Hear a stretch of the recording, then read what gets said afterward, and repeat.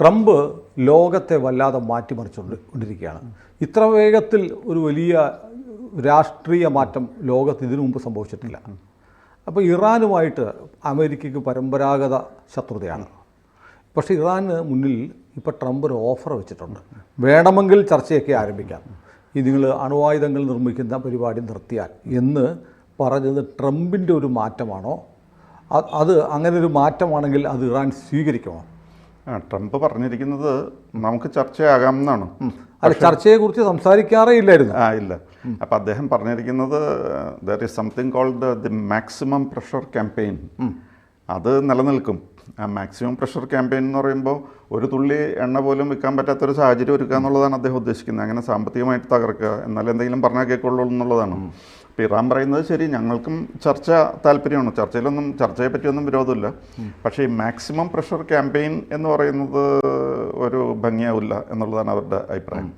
അതത്ര ഓണറബിൾ ആയിട്ടുള്ളൊരു കാര്യമല്ല. അതൊരു സറണ്ടർ, ഞങ്ങളെ ഞെക്കി ഒരു മൂലയ്ക്ക് ആക്കിയിട്ട് സമ്മതിക്കുക. അപ്പോൾ അവർ വലിയ അഭിമാനികളൊക്കെ ആണല്ലോ.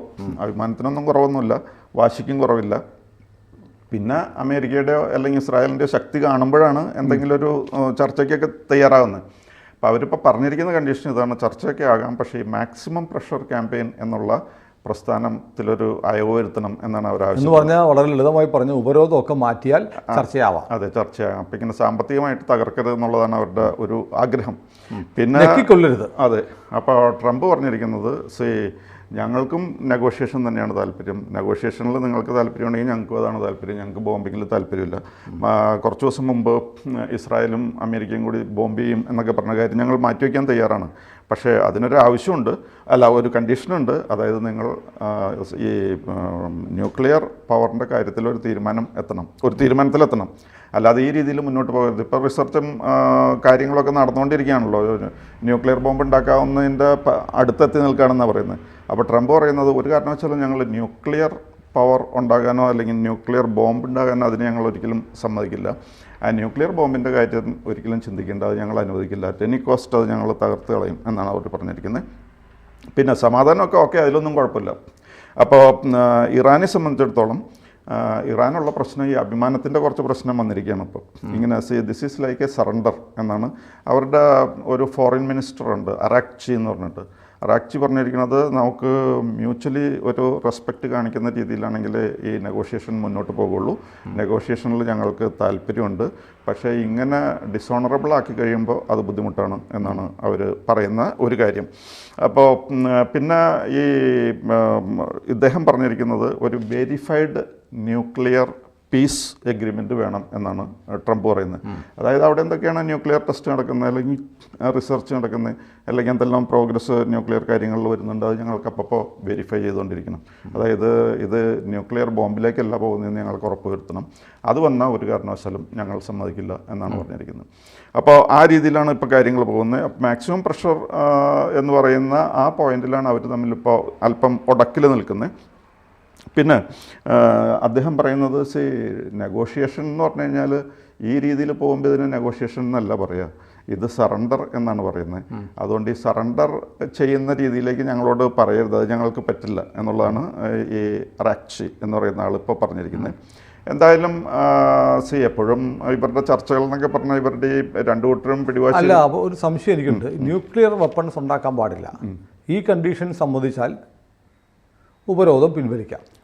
അപ്പോൾ അവർ കണ്ടീഷൻ മുന്നോട്ട് വെക്കുകയാണ്, അത് സമ്മതിക്കണം. സമ്മതിച്ചാൽ കീഴടങ്ങൾ തന്നെയല്ലേ? അല്ല,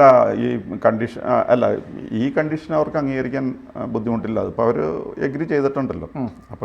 പക്ഷെ അവർ സമ്മതിച്ചിട്ട് പിൻവാതിലൂടെ മറ്റതുണ്ടാക്കാം. അതെ, അത് അവർ മറ്റുള്ളവരുടെ ശ്രദ്ധയിൽപ്പെടാതെ, അതുകൊണ്ടാണ് അദ്ദേഹം പറഞ്ഞിരിക്കുന്നത് ഈ വെരിഫൈഡ് ന്യൂക്ലിയർ പീസ് ട്രീറ്റ്, ഇത് വെരിഫൈ ചെയ്യാൻ ഞങ്ങൾക്ക് അപ്പോൾ അവസരങ്ങൾ വേണം.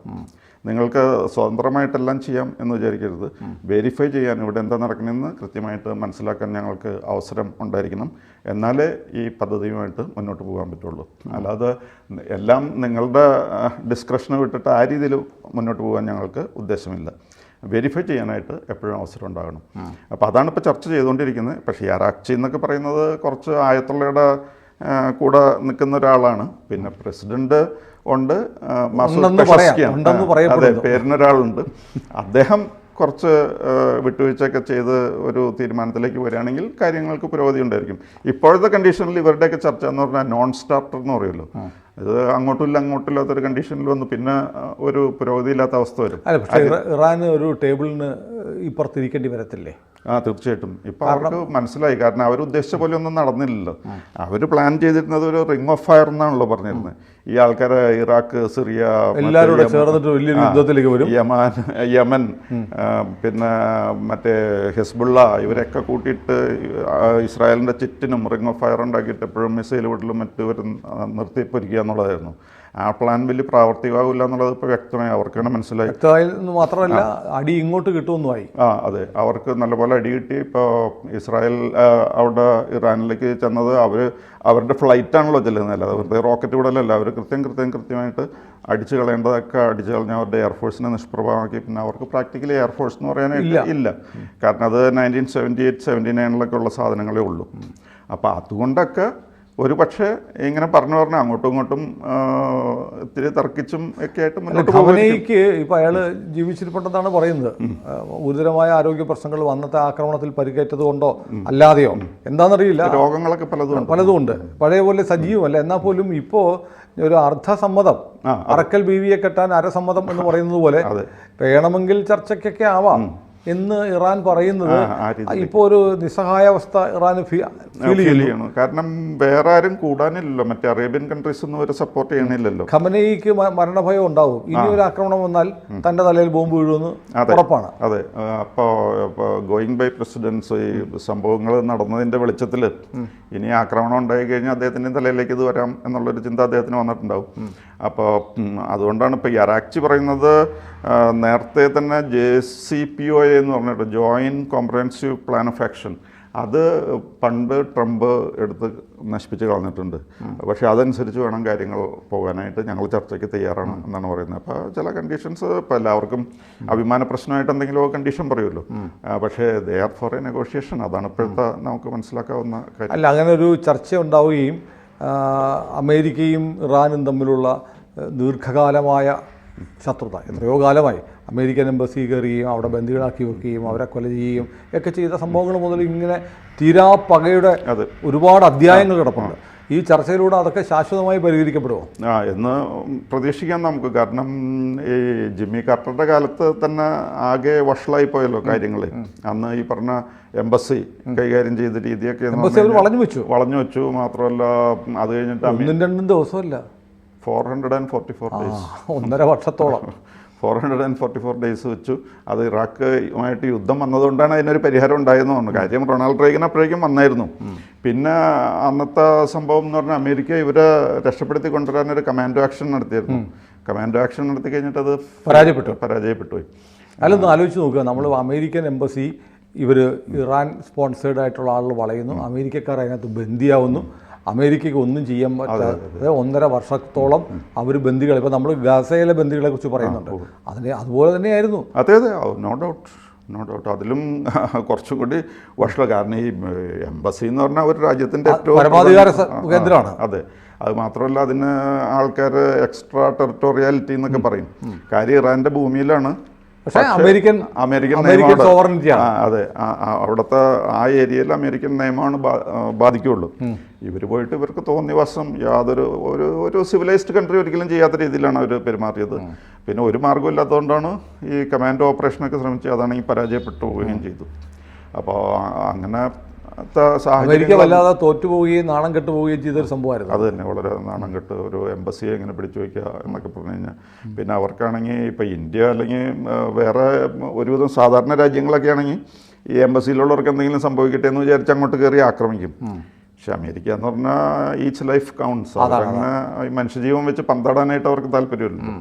പിന്നെ അന്ന് ഈ റഷ്യയൊക്കെ ഇങ്ങനെ ഇതിന് പെരികേറ്റി കൊടുക്കാൻ നടക്കായിരുന്നു.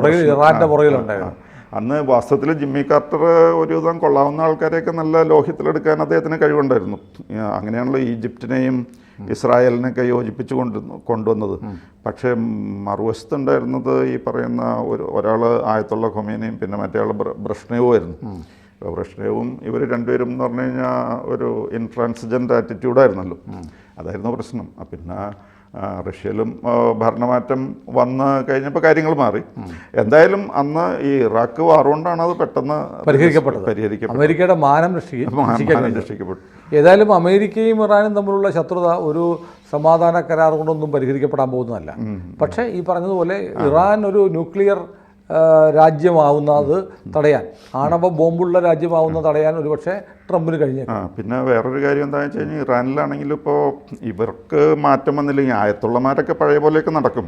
പക്ഷെ എന്നാലും ബാക്കി ജനങ്ങൾക്ക് ഔട്ട്സൈഡ് വേൾഡായിട്ട് കോണ്ടാക്റ്റ് വന്നല്ലോ. ഇപ്പോൾ ഈ സോഷ്യൽ മീഡിയയും കമ്പ്യൂട്ടറും ഇൻ്റർനെറ്റും ഒക്കെ കൂടി വന്നു കഴിഞ്ഞപ്പോൾ പഴയ പോലെ അങ്ങ് ഒതുക്കി നിർത്താൻ പറ്റില്ല.